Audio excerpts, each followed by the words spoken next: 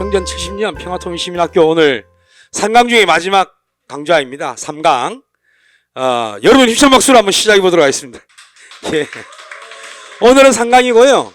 예, 오늘 3강에는 통일시대연구원 손정목 부원장님, 그 다음에 AOK 한국 대표님이신 사임 대표님, 우리 정연진 대표님의 강좌를 들어보도록 하겠습니다. 듣기 전에요. 오늘 저희들 같이 공동 주최한 단체들이 많은데요. 매 강좌마다 앞에 두 분씩 이제 소개를 드렸습니다. 오늘 또 두 분 모시고 말씀 드려보도록 하겠습니다. 먼저 7.27 평택 인간띠익기 원탁회의에서 일하고 계시는 우리 홍순계 대표님, 여러분 힘찬 박수로 모시고 동의의 말씀 드려보도록 하겠습니다. 이게 마이크가 이렇게 입 바로 밑으로 잘 돼야 됩니다. 예. 오늘 낮에 물폭탄을 맞아가지고 집에 가서 옷 싹 갈아입고 반바지로 왔더니 아주 시원하고 좋습니다.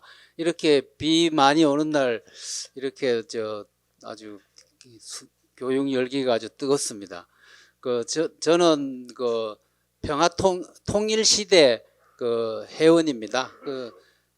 오늘은 이제 평택 인간띠익기 행사를 총괄하시는 고은강순 회장님을 대신해서 인사 내지 좀 부탁드리려고 이 자리에 섰습니다.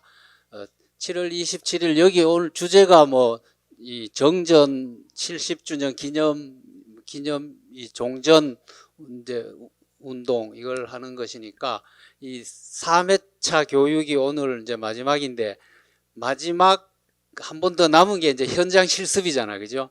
현장 실습을 7월 27일 날 평택 미군 기지로 우리 같이 가서 거기서 분홍빛 핑크 천을 두르고 총 그게 한 20km, 처음에는 23km 하다 18km 하여튼 20km 내외 되는 그 구간을 핑크색 천은 지금 다 구입해 놨습니다. 핑크색으로 아주 예쁜 천을 다 구입해 놨고 그걸 들고 이제 뚝 둘러싸는 이제 행사인데 사람은 많이 지금 부족합니다. 184 구간으로 이렇게 이제 구간을 쪼갰는데 아직 책임자 개벽 대장 184명이 아직 좀 확보가 안 돼 있고 해서 오늘 여기 계신 분들이 다 가시면은 한 구간을 책임질 수 있을 것 같습니다. 이제 통일시대 연구원 이름으로 이렇게 해도 되겠고요. 하여튼 주 내용은 평화협정을 체결해라. 그렇지 않으면 나가라. 이제 사실은 평화협정 체결하고 나가라 이래야 맞는 말이긴 하지만 일단은 평화협정을 체결해라. 그렇지 않으면 나가라. 이렇게 이제 주장을 하고 있습니다. 약간 강도를 좀 낮춰가지고 평화협정은 이제 싱가포르 이제 조미 이제 선언의 아주 핵심 사항이죠. 종전선언과 함께 평화협정을 체결해서 한반도에 항구적인 평화체제가 구축되도록 또 그것이 이번에 이 교육하고도 상통한다고 보겠습니다. 하여튼 여러분들의 참여를 기대하겠습니다. 감사합니다. 네, 감사합니다. 그리고 끝으로 우리 통일시대 연구원 원장님이시고 우리 후원되어 있는 유기농 남측위 정책위원회 정책위원장이신 한충목 위원장님 모시고 격려의 말씀 듣도록 하겠습니다.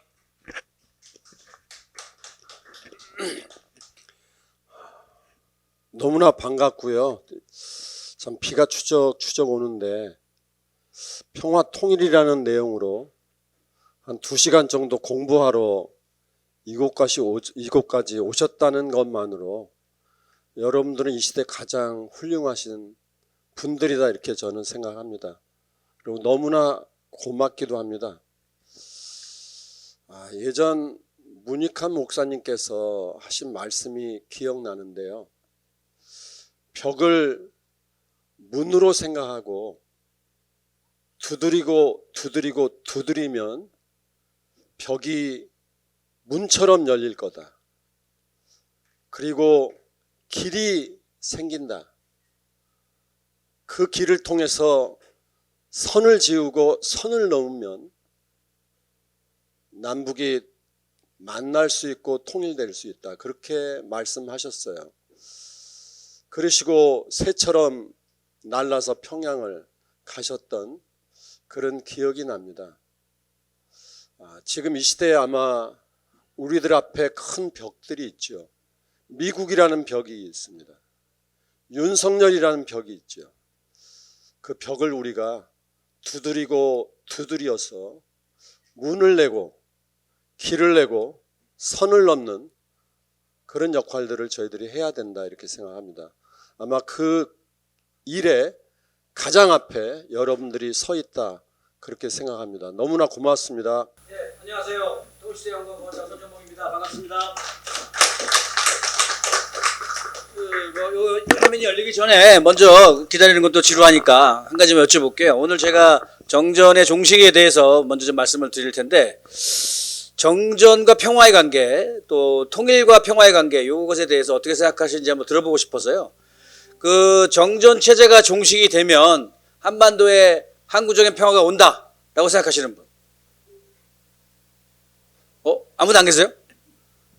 정전 체제가 종식이 되면 한반도에 항구적 평화가 온다. 이게 아니에요? 그러면 한반도에 통일이 돼야 항구적 평화가 된다라고 생각하시는 분? 통일이 돼야지 항구적 평화가 된다. 여기 오신 분들이 되게 제가 할 얘기를 다 하신 것 같네요. 다 알고 계시는 것 같은데요. 예, 그렇습니다. 그래서 저도 오늘 기본적인 거는 한반도의 통일이 실현이 돼야지 진정한 평화가 온다. 그리고 정전 체제의 종식만으로는 한반도의 항구적 평화다라고 할 수는 없다. 그렇지만 반드시 한반도의 통일을 실현하기 위해서는 정전 체제가 반드시 해체돼야만 된다. 그 경로의 기본 시작이다라고 저는 생각을 합니다. 오늘 그런 관점에서 좀 말씀을 드리고자 합니다. 예, 이게 네.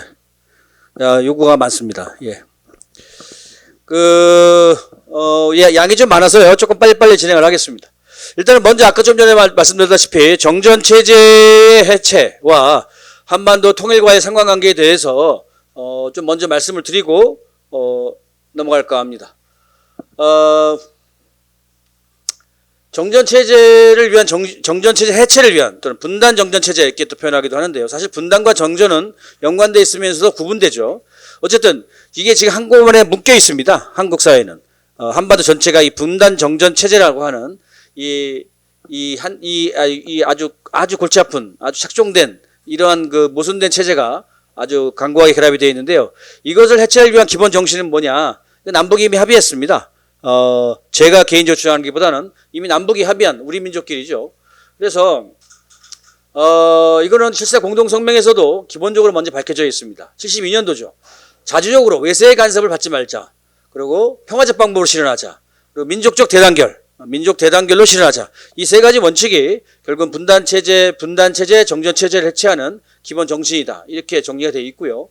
그거를 실제로 모든 남북 간의 선언에서는 다 공통으로 확인했습니다.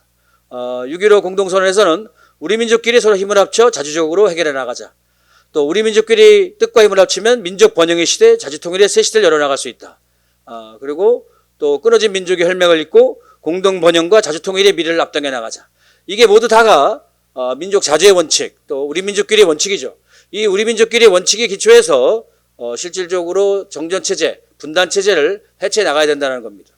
그렇지만 정전이 해체됐다고 해서 분단이 바로 해결되는가? 그렇진 않죠. 그래서 정전과 분단은 구분됩니다.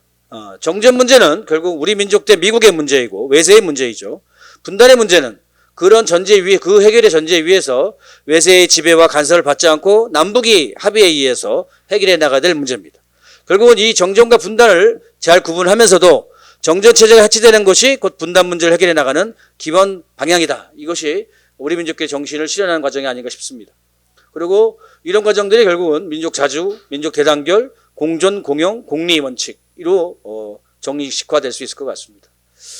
자주 통일을 바라보는 기본 시각은, 통일을 실현하는 시각은 두 가지가 있습니다. 하나는 두 개의 나라가 하나로 되는 것, 이런 시각이 있고요. 또 하나는 본래 하나였던 통일국가가 부득이 둘로 나눠 지내다가 다시 하나로 결합하는 것. 여러분들은 1번인 것 같아요? 2번인 것 같아요? 2번. 예. 근데 오늘날 오늘도 신문에 많이 났듯이요. 북이 두 개의 국가를 인정했다. 두 개의 나라를 인정했다. 라는 표현은 많이 나오죠.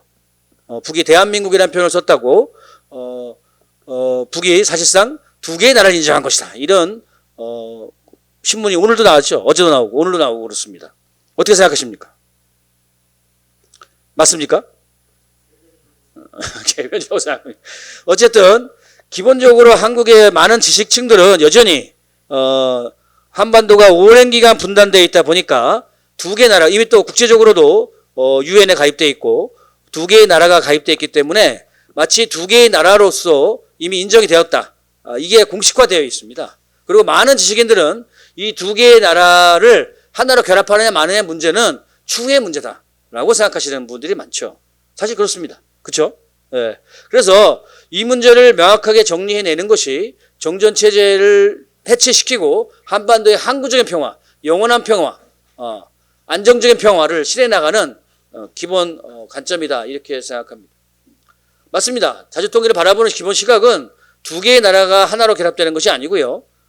본래 하나였던 나라가 어쩔 수 없이 두 개로 나눠졌는데 이제 다시 원상복구되는 것이다. 이런 관점에서 해야 된다. 이거를 마음에 안 들지만 문재인 전 대통령이 이렇게 표현했죠. 5,000년을 함께 살고 70년을 헤어져 살았다. 이 간결한 표현 속에 저 의미가 다 담겨져 있다고 생각합니다. 그래서 정전체제를 해체시켜 나가는 과정은 결국은 통일로서 완성이 돼야지 중간에 멈출 수는 없다라는 것이 제가 오늘 말씀드리고자 하는 핵심입니다. 그래서 이거는 사실 남북 기본 합의서 91년도 남북 기본 합의서에도 이렇게 되어 있죠. 나라와 나라 사이의 관계가 아닌 통일을 지향하는 과정에서 잠정적으로 형성된 특수관계를 남북이 합의한 바 있습니다. 이미 이렇게 합의되어 있는데도 불구하고 남쪽에 소위 지식층들, 상당수의 지식층들은 두 개의 국가가 이미 공고가 되는데 뭔 소리냐 이런 얘기를 아직도 주장하는 인물들이 대단히 많죠. 그래서 결국은 이 통일의 이념은 기본적으로 우리 민족끼리 민족 대단결 정신에 기초해서 체제의 문제가 아니라 민족 대단결의 문제에 기초해서 통일을 바라봐야 된다 이렇게 봅니다. 그리고 이런 통일을 바라보면서 어떤 통일이 되어야 되느냐? 평화체제가 완성되는 통일이다. 진정한 평화는 통일에 의해서 실현이 되고 또 공동번영을 실현해야 되고 그리고 체제의 차이를 반영한 민주주의가 실현이 돼야 된다. 체제보다 민족이 우선이다.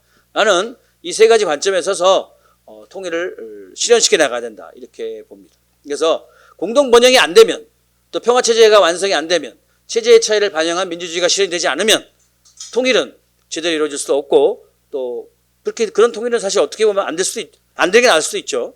그래서 진정한 평화의 실현은 통일에 의해서 완성이 된다. 이런 기본 관점을 저는 먼저 말씀을 드리고 싶습니다. 그래서 사실 통일의 실현 경로는 어떻게 보면 대단히 심플합니다. 다 아시는 거죠. 근데 이게 여태까지 수많은 방해와 이 간섭에 의해서 제대로 실현이 안 됐다. 이렇게 봐야 될 것 같습니다. 제일 먼저 실현되어야 될 게 뭐죠? 평화협정입니다. 정전체제가 끝나야죠. 정전협정이 종식이 되어야 됩니다. 그래서 실질적으로 남북 간 또 북미 간의 적대관계가 완전히 청산되는 것. 이게 첫 번째 과정이다. 많은 사람들은 여기서 끝이야, 여기서 멈춰야 된다라는 주장하시는 분들이 많이 있습니다. 지금도. 그래서 두 번째가 그 다음 단계가 남북 간의 전면적인 남북 관계 개선 그리고 남북을 서로 바로하는 과정 이런 것이 같이 진행이 되어야 될 것 같습니다. 정전 체제가 해체됐다고 해서 바로 통일이 되는 것은 아니기 때문에 일정한 기간 서로 남북을 서로 알고 서로 찾아가고 왕래하면서 개선과 발전을 시켜나가는 과정이 필요하겠죠. 그러면서 더불어 전면적적 통일 방안을 합의해 나가는 이 과정이 병행적으로 전개될 겁니다. 그래서 이렇게 해서 통일 방안이 합의가 되면 통일대회합을 통한 통일 방안이 합의가 되면 그런 남북 간의 한반도의 역사적인 통일이 실현되는 겁니다. 이게 명쾌하죠. 사실 이건 잡혀 있는 겁니다. 근데 요 평화협정 단계에서부터 막혀가지고 지금까지 70년을 끌어왔던 거죠. 그리고 실제 그런 과정을 하다 보니까 남측 내부에 다양한 의견이 제기되고 있는데요. 대표적인 것들을 뽑아보면 통일보다 평화가 우선이다. 평화 과정을 오래 가자. 이게 과거 문재인 정부 때의 주장입니다. 통일하지 않고 그냥 평화롭게 서로 공존하며 살자. 이런 주장하는 사람들이 많죠. 지금도 많습니다. 그죠? 그래서 어떤 사람은 뭐 40년, 50년 뭐 이런 주장하는 사람들도 있습니다. 또 심지어는 북의 비핵화, 한반도 비핵화가 먼저 선결 조건이다. 또 남북이 평화 공존하자, 분단 유지하자는 얘기죠. 미군이 계속 주둔해야 된다. 뭐로? 평화 유지권으로 북이 저걸 인정했다. 이렇게 주장하는 사람들도 있습니다. 그죠? 또 남북 간의 평화 군축이 우선이다. 북미 간이 아니라 남북 간이 먼저 평화 군축하자. 이렇게 주장하시는 분들이 또 있습니다. 그러니까 미국을 계속 제끼는, 미국을 제3자로 제껴두고 남북 간에 먼저 군사 문제를 해결하자. 이게 군사 문제 해결됩니까? 그죠? 그래서 진정하고 이 남측 내부의 이견들을 어떻게 우리가 올바르게 해결해 나갈 것인가라는 문제 또한 우리한테는 지금 제기되어 있다고 봅니다. 그래서 오늘 드리는 말씀은 이런 문제들을 제기된 것에 대해서 해결해 나가는 기본 뭐라 그럴까 입장이라 할까요? 정리된 내용을 좀 말씀을 드리고자 합니다. 한반도의 정전을 종식하는 문제는 결국 항구적 평화체제를 실현시켜 나가는 가장 기본적인 전제 작업인데요. 사실 이제 우리가 지난 1, 2강 때 공부해왔던 내용들입니다. 한마디로 한국의 분단 정전 체제가 무엇을 의미하는 거냐?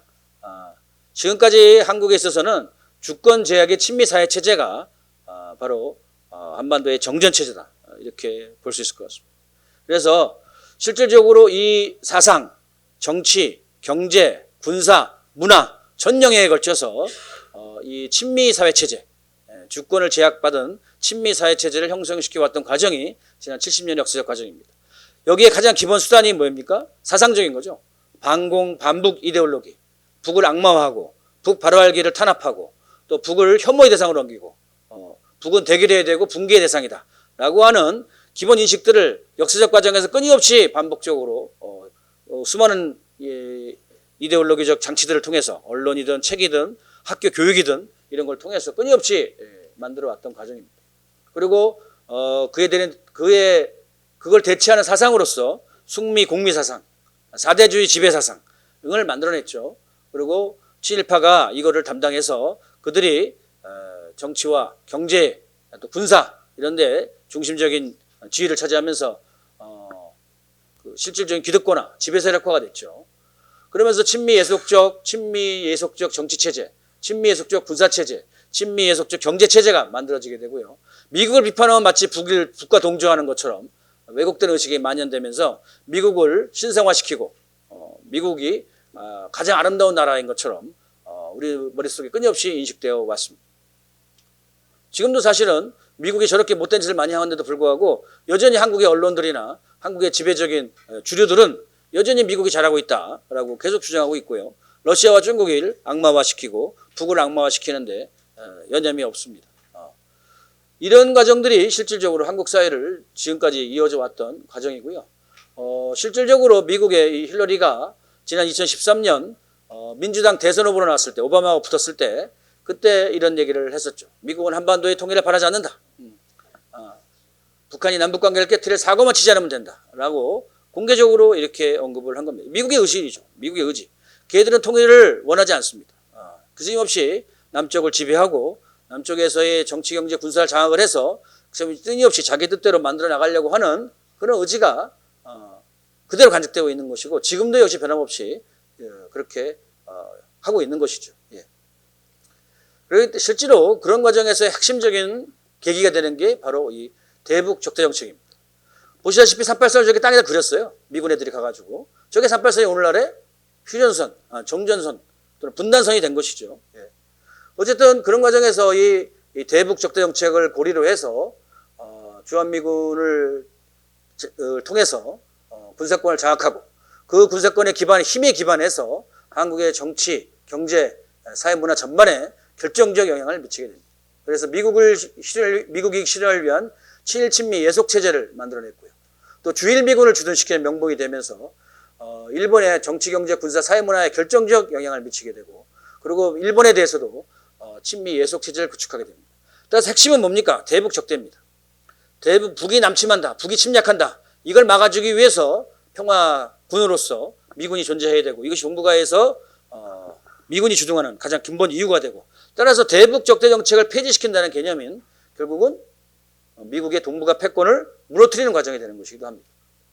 그래서 이게 단순한 정책의 문제가 아니다라는 것이죠. 따라서 미국이 정전 70년을 유지해왔던 어느 나라와 다르게 베트남도 이렇게 오래 끌지 않았죠.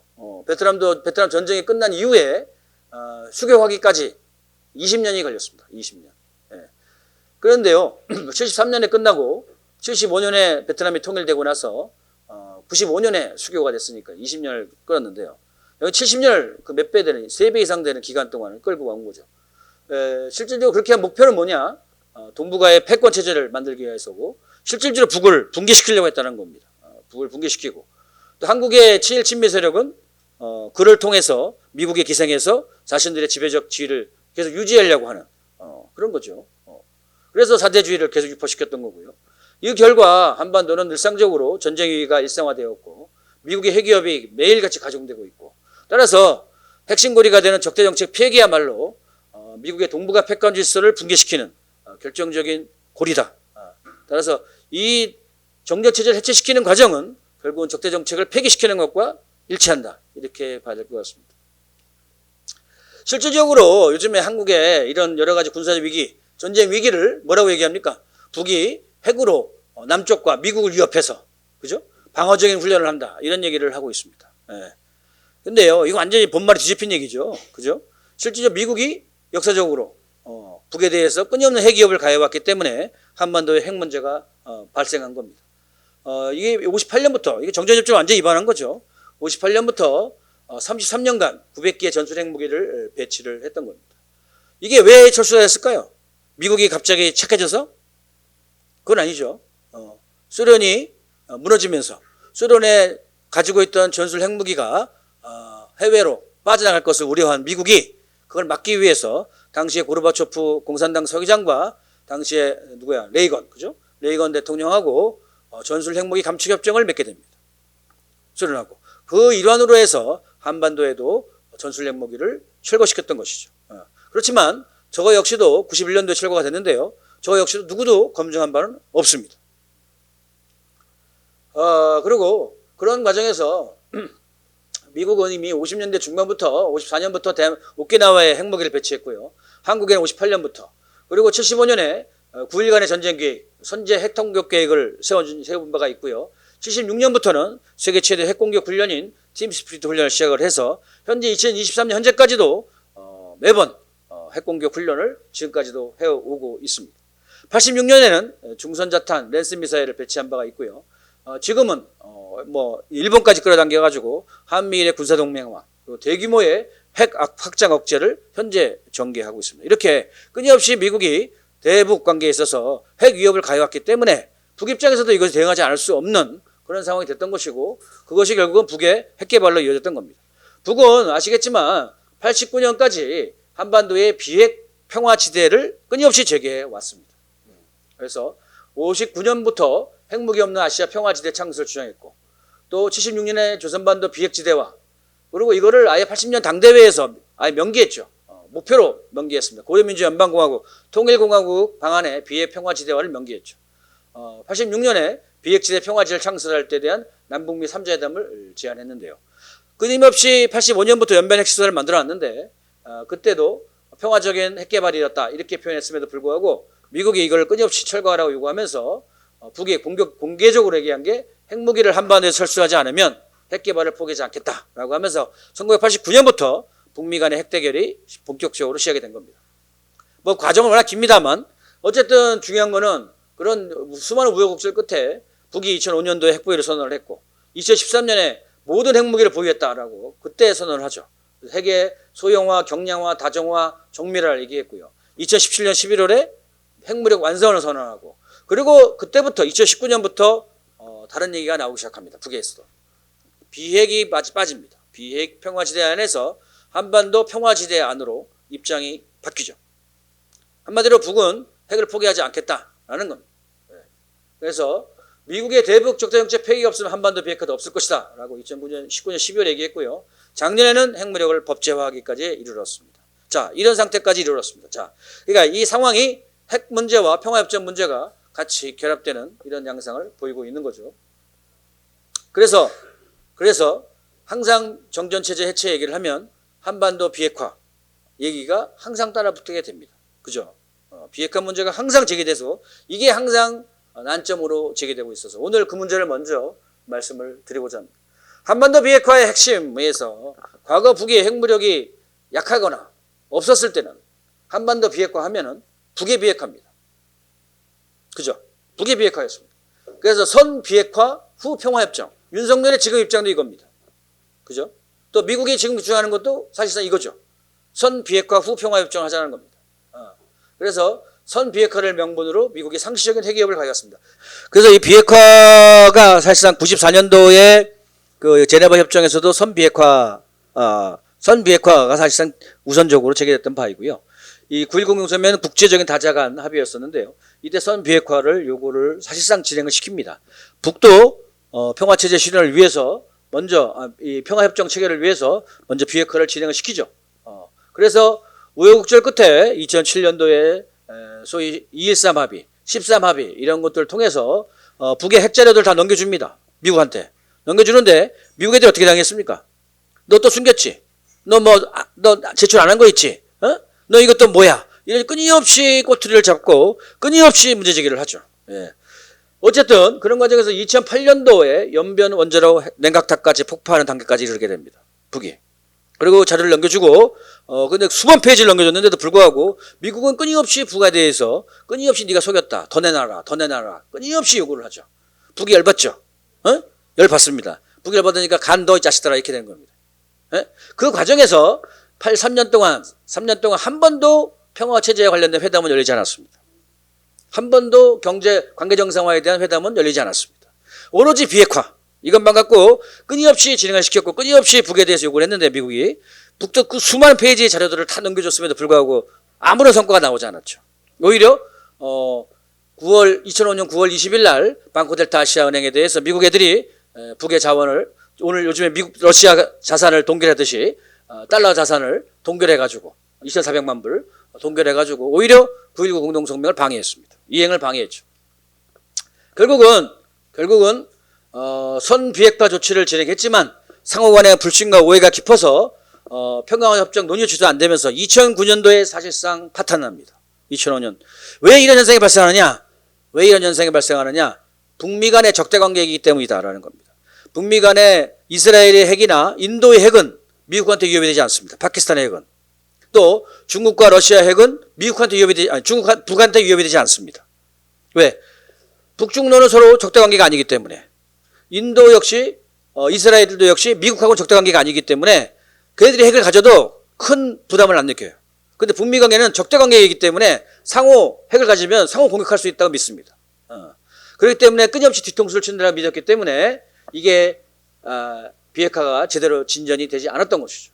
지원을 좀 해주고 경제협력을 해서 평화협정을 체결하겠다. 이따위 얘기를 하고 있습니다. 이게 사회 과거 이명박에게 떠들어댔던 북이 3,000달러 1인당 GNP를 해주겠다라고 하는 적선식 우월적 그 관계 속에서 제기됐던 것과 같은 얘기죠.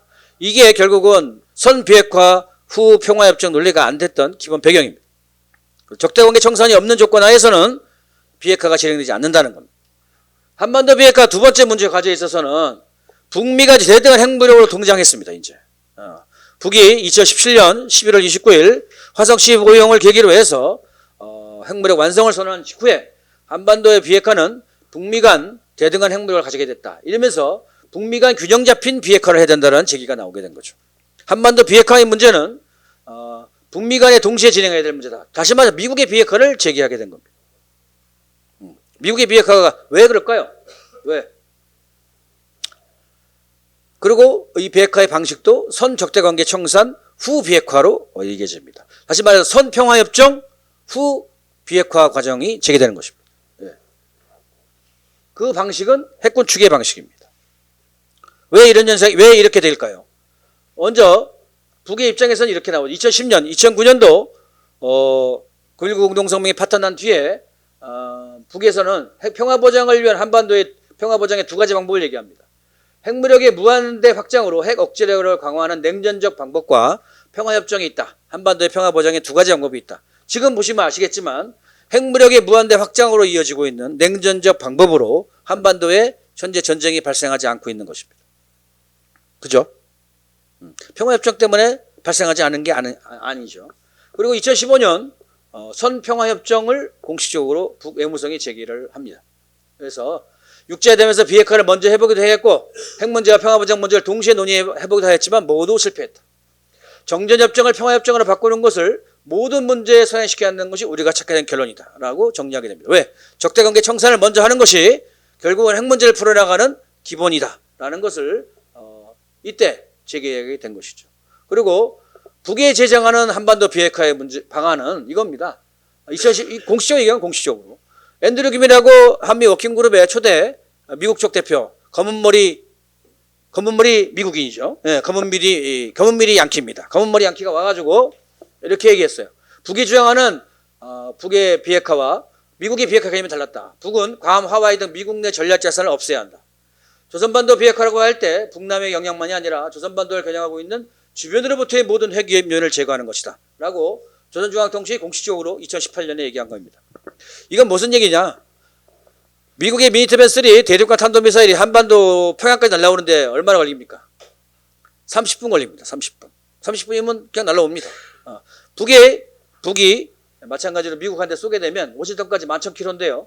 30분도 안 걸리죠. 30분 이내면 다 마찬가지로 도착합니다. 다시 말해서 지리적 개념에 의한 한반도 영역은 없다는 겁니다. 핵 문제에 있어서는 핵이 고도화되면서 따라서 핵 문제에 있어서는 지리적 개념에 있어서 실질적으로 한반도에서만 핵이 없다고 해서 한반도의 평화가 보장이 되는 것이 아니고 북이 30분 만에 도달하는 거니까 미국에서도 핵이 없어져야만 된다는 것입니다. 근데 미국이 비핵화를 할까요? 네? 미국이 비핵화 안 하죠. 그럼 북이 비핵화 할까요? 안 하죠. 그럼 북미가 비핵화 어떻게 되는 거예요? 안 되는 거지. 안 되는 거예요. 그럼 어떻게 해야 돼? 에? 싸워야 돼? 그럼 어떻게 해야 돼? 합의를 할 수밖에 없어요. 그렇죠. 여기까지가 비핵화다라고 합의하는 수밖에 없습니다. 그죠? 똑같이 30분만이면 왔다 갔다 하는데 지리적으로 무슨 의미가 있죠? 그걸 해결하는 방안이 핵군축이죠.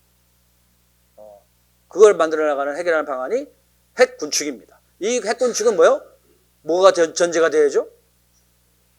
그렇습니다. 상호 인정입니다.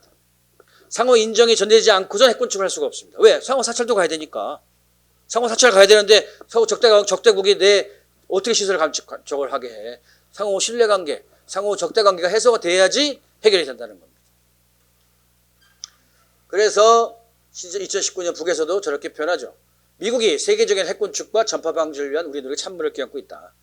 적대관계를 계속하니까. 이렇게 얘기를 하는 거죠. 그래서 실제로 북미 간의 합의에 의한 공통사항을 보게 되면요. 기본적으로 나오는 북미 합의가 3번 있었습니다. 하나는 94년 제네바 협정, 또 하나는 뭐죠? 2000년에 조미 공동 커뮤니케, 또 하나가 2018년에 6.12 싱가포르 공동성명입니다. 그죠? 이 3가지의 북미 간의 정부의 공식 합의에 있어서 가장 기본 2094년 북미 제네바 합의의 가장 기본은 뭐예요? 쌍방수도의 연락사무소를 개설하겠다. 쌍방수도의 연락사무소가 진전에 따라서 대사급으로 격상시키겠다. 그래서 이행을 위한 양해 사항에서 양해학서 채택이 됐는데요. 이때 양국 외교관계를 정상화하겠다. 공식적 평화협정을 체결하겠다가 나옵니다. 문서에 나옵니다. 예. 여러분들이 인터넷에 들어가서 이 제네바 합의를 찾아보시면 나무위키에 다 나와 있습니다. 영문으로 나와 있어요. 영문으로도. 그리고 북미 공동 커뮤니케. 조명록 차수가 2000년에 클린턴이를 만나러 백악관에 군복 입고 가죠. 군복 입고. 그때 나왔던 첫 번째가 뭡니까? 북미 새로운 관계 수립입니다. 제일 첫 번째 항목이 그겁니다. 그죠? 이번에 싱가포르 합의할 때 제일 먼저 뭐예요? 새로운 북미 관계 수립입니다. 그 전에 전문에 뭐라고 되어 있냐면요. 싱가포르 공동성명 서문에 상호 신뢰 구축이 한반도의 비핵화를 추동할 수 있다는 걸 인정한다라고 되어 있습니다. 이 신뢰 구축이 뭡니까? 신뢰 구축. 신뢰 구축 말로만 뭐 신뢰하자 그러면 되나? 그지? 남녀가 뭐 말로만 너 신뢰해 이렇게 하면 돼? 결혼해야 될 거 아니야. 에? 뭐 그래야지 서로 뭐 신뢰가 돼야 되는 구축이 되는 거지. 그죠? 그래서 상호 신뢰 구축이 한반도의 비핵화를 추동할 수 있는 것을 북미 간의 조미 간의 합의를 본 겁니다. 근데 이게 지금 실행이 안 되고 있는 것이죠. 그죠?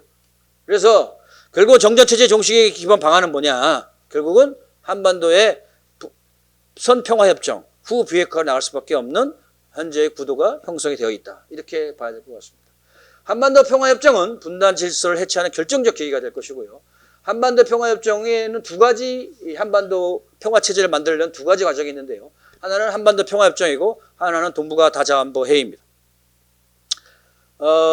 한반도 평화협정은 적대관계 청산을 공식화하고 전쟁의 완전한 법적 종식이고 미군 철수, 관계 정상화 전원출입니다. 평화협정 치고 외국군의 철수가 없는 평화협정은 없습니다. 이거는 역사적으로 뭐 다 검증된 거죠. 그래서 한반도 비핵화를 하기 위한 정치적 해결의 담보다. 한반도 비핵화의 정치적 해결의 담보다. 한반도 평화지대와의 결정적 계기다. 이렇게 봐야 되고요. 동북아 다자안보 회의는 이거는 뭐 러시아와 중국이 계속 제기하는 거죠. 한반도 주변 6자 플러스 유엔까지 결합되는 한반도 동북아 다자안보 회의를 만들자는 겁니다. 그래서 평화협정 이행을 관리 감독하고 한반도 핵무기 핵시설 생산 반입 사용 확산을 금지하겠다라는 게 한반도의 동북아 다자안보 회의입니다.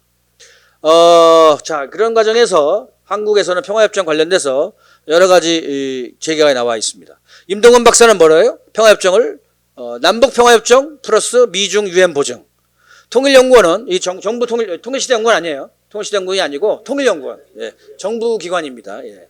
여기에는 사둘들 방식. 남북미중 평화협정인데 남북 북미가 먼저 남북이 중심이 되고 미중이 보증하는 형태. 이걸 조성렬이라고 통일연구원 출신이 바꿨어요. 224 방식. 남북 기본협정, 북미협정, 남북 미중 평화협정 이렇게 하자라고 224 방식을 제안했습니다. 네 번째 방식은 북미 중심의 남북 미중 평화협정. 이 네 가지 방식이 있습니다. 여러분들은 어느 게 더 맞는 것 같습니까? 1번은 남북 평화협정 플러스 미중 유엔 보증. 2번은 사둘들 방식. 3번은 224 방식. 4번은 북미의 남북 미중이 합친 남북 미중 평화협정. 1번이 맞다고 생각하시는 분. 네. 한 분. 2번이 맞다고 생각하시는 분. 3번이 맞다고 생각하시는 분. 4번이 맞다고 생각하시는 분. 3번. 3번 한 번. 자, 4번이 맞다고 생각하시는 분은 4번이 맞다고 생각하시는 분. 4번이 제일 맞네요. 그래도. 남북 평화협정은 전쟁 당사자가 하는 겁니다. 평화협정은 그죠? 정전협정 우리 정전협정을 어떻게 했겠어요? 세 군데가 사인했다고 지난번 했잖아요. 그죠? 북과 미국과 중국이 했어요. 전쟁 당사자가 하니까 평화협정도 전쟁 당사자가 하는 겁니다. 그죠? 남북 평화협정이라는 거는 한국 전쟁이 남북간 했다는 겁니다. 그죠? 뭐죠? 내전이라는 얘기입니다. 한국 전쟁이 내전입니까? 네? 국제전이죠. 그죠? 총사령관이 누구요?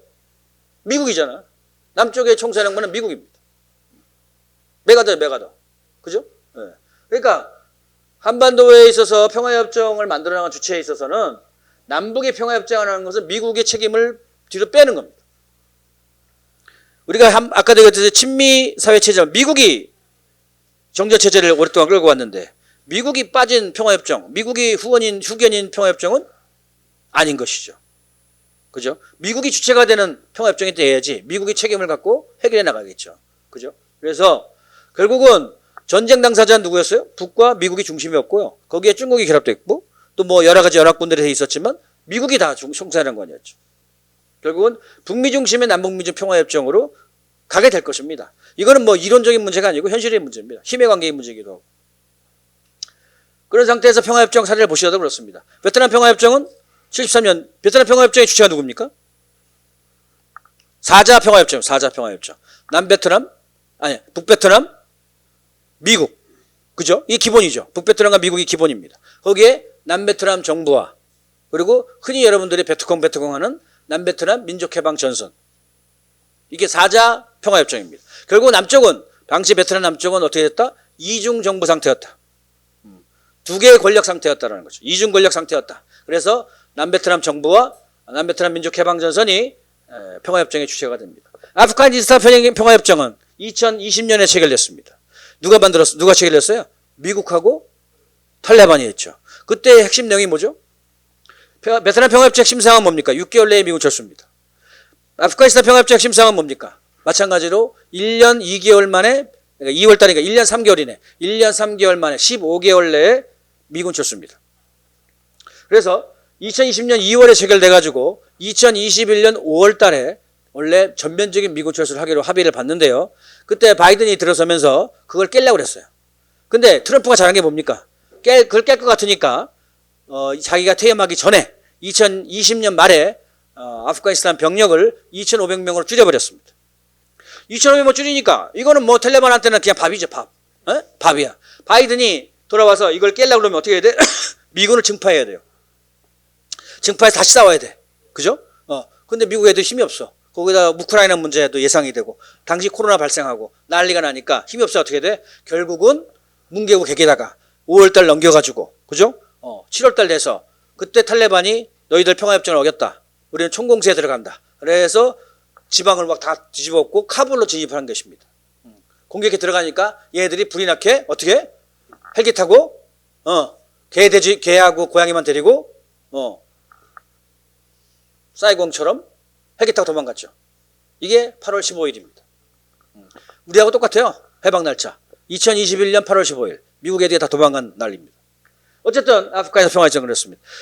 중미 간에 있어서 평화협정은 사실상 중미 간의 적대 관계가 전쟁 상태가 아니었기 때문에 정평화협정은 없는데 사실상의 평화협정이 뭡니까? 상하이 커뮤니케입니다. 닉슨이 주운내래. 저 누구야? 키신저가 비밀리에 71년도에 중국 봐가지고 중미 관계 정상화를 위한 토대를 쌓았죠. 그때 주한미군이 그때 문제 제기됐었습니다. 주한미군이 사실은 북만이 아니라 중국도 겨냥한다. 이래가지고 주한미군 철수를 요구했죠. 예. 그 이유로 인해서 닉슨이 72년도에 주한미군을 빼는 겁니다.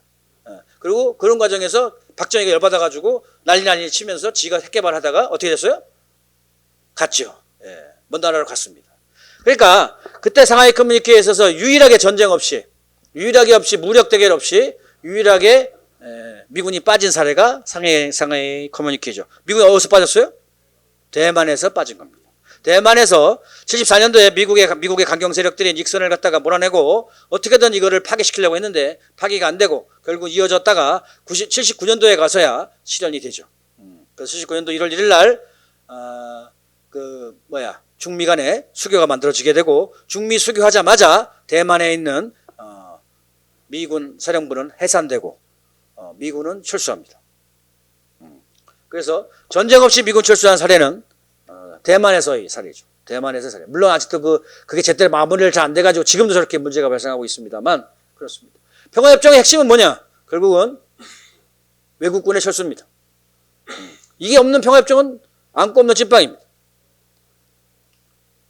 다자안보 회의는 어쨌든 중미 간의 로드맵에 의해서 계속 재개되어 왔고요. 지난 2021년도에 한반도 문제 해결의 최종 단계에서 다자 협상 가동을 명시한다. 이게 러중모드입니다. 한반도 문제 해결 최종 단계가 뭐예요? 평화협정을 사인하고요. 미군을 철수하는 겁니다. 그런 과정에서 지역 안보 체제를 구축한다라는 것이죠. 자, 지금 시간이 다 됐죠. 한반도 평화협정 경로와 전망 빨리 들어가겠습니다. 지금 현재 가능성이 가장 높은 시기가 되겠습니다. 그래서 사실상 3차 세계대전이다.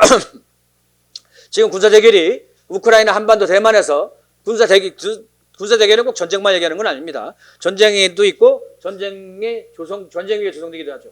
경제대결이 현재 전개되면서 사실상의 미국 시스템이 거의 무너지는 이런 단계에 와 있습니다.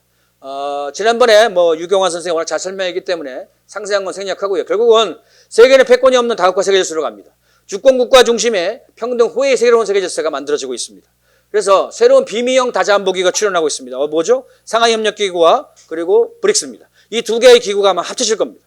합쳐져서 아마 유엔을 대체하는 새로운 국제기구가 만들어질 겁니다. 1차 대전이 끝나면 국제연맹, 2차 대전이 끝나면 국제연합, 3차 대전이 끝나면 새로운 기구가 나온다는 겁니다. 거기를 중심으로 한 세력들이 새로운 탈달러 기축통화체제가 올해 8월 말쯤 되면 나올 것 같습니다. 그래서 그런 과정에서 북중러가 전략적 단계를 선언했죠. 이미 2018년, 19년에 걸쳐서 5번의 북중 정상회담과 한 차례 북러 정상회담을 통해서 똑같은 표현이 나옵니다. 3국의 전략적 의사소통과 전술적 협력을 강화하겠다. 이때 북중이 3차 회담할 때 하나의 참모부를 선언합니다. 지금 미국이 어떻게든 북중을 이간질시키려고 중국을 통해서 뭔가 북에 압박을 넣으려고 하는데요. 이미 조중은 하나의 참모부를 선언했습니다. 참모부가 뭡니까? 참모부. 당입니다. 네.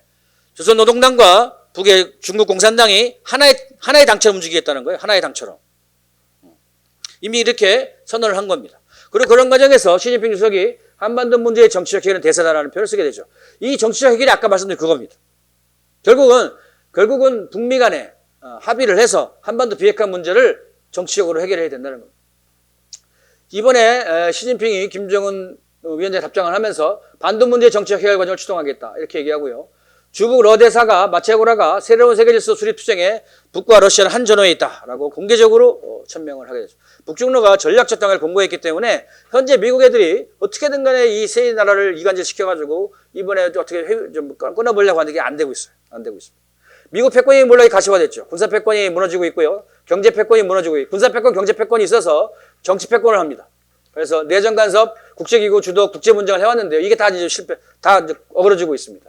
저 왼쪽의 사진은 뭡니까? 차이나, 인디아, 아프리카가 거인이 돼가지고 US 임페리얼리즘을 무너뜨리고 있다라는 것을 상징적으로 보여주는 하나의 장면이죠. 이 가운데 장면은 뭡니까?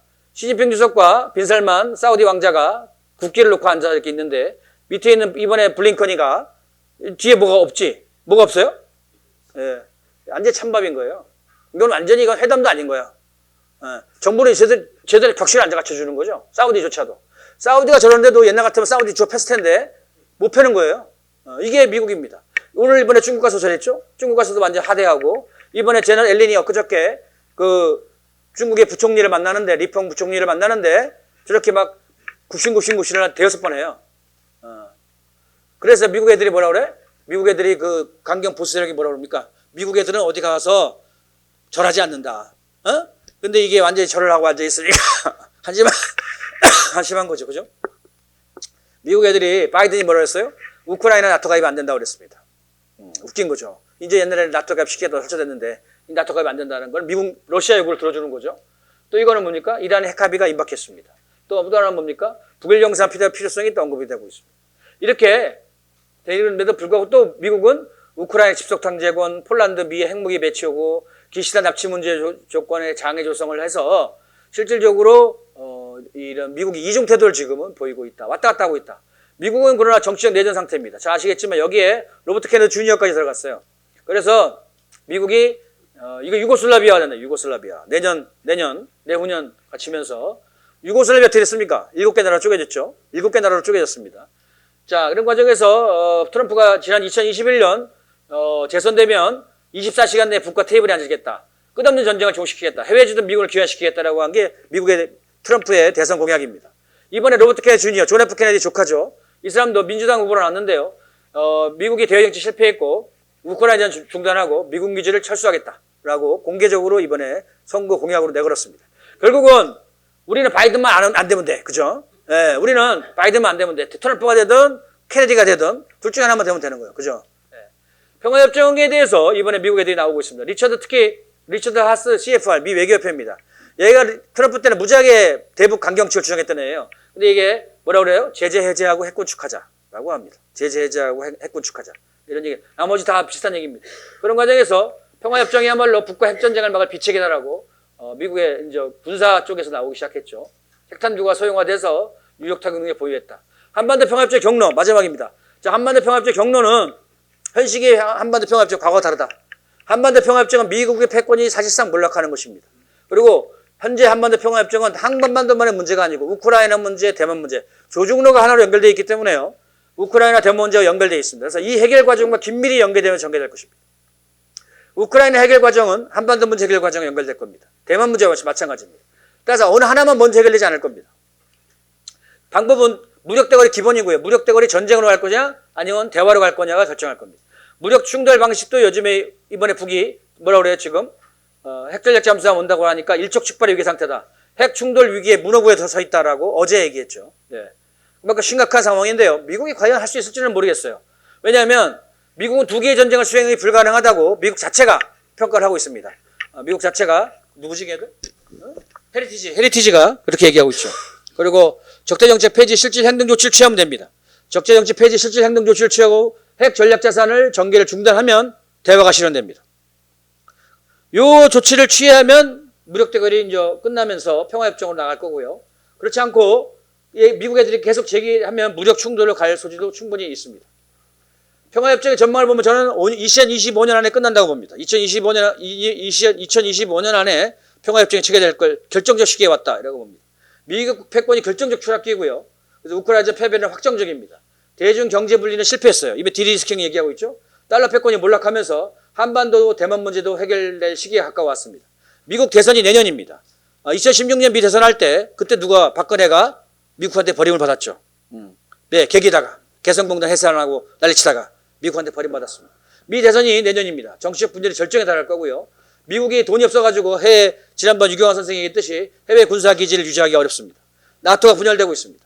그런 과정에서 무력 충돌 가능성이 존재하고 있지만 북의 전략적 공세와 우리 민족끼리 힘으로 북의 전략적 공세와 남쪽의 전쟁 반대 평화협정 요구가 대중적으로 범국민적으로 전개된다면 가능성이 충분히 높아집니다.